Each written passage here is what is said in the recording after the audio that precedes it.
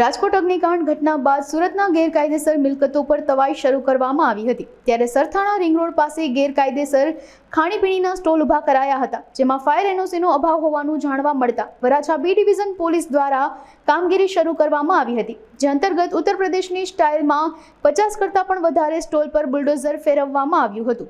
આજ રોજ સરથાણા ઝોન બી દ્વારા આઉટર રિંગ રોડને લાગુ જે કોઈ પણ ટેમ્પરરી સ્ટ્રક્ચર હોય અને ગેરકાયદેસર બાંધકામ હોય, દબાણ હોય, તેને દૂર કરવાની કામગીરી ચાલુ કરવામાં આવી છે। ગઢપુર જંકશનથી અમારું મોટેભાગે સ્ટાર્ટ થાય છે ઝોન બીમાં આઉટર રિંગ રોડ, ત્યાંથી સ્ટાર્ટ કરીને આખા રિંગ રોડ ઉપર જેવા પણ આવા ગેરકાયદેસર બાંધકામ જણાશે તેને દૂર કરવામાં આવશે।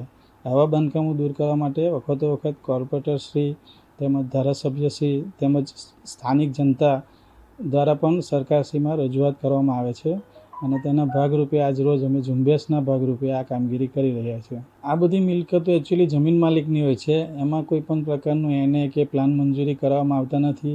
જમીન માલિકો ભાડે આપી દે છે અને ભાડું તો પોતપોતાની રીતે ટેમ્પરરી સ્ટ્રક્ચરો બનાવી દે છે, એ લોકો કોઈ મંજૂરી પણ લેતા નથી અને ક્યારેક આવી કોઈ હોનારત બને ત્યારે માલિક પણ પોતાના હાથ ઊંચા કરી લે છે કે ભાઈ મેં તો ભાડે આપેલી, ભાડું જ કહે કે માલિક જાણે, એટલે આપણે એને પર કડક કાર્યવાહી કરવી જ પડે।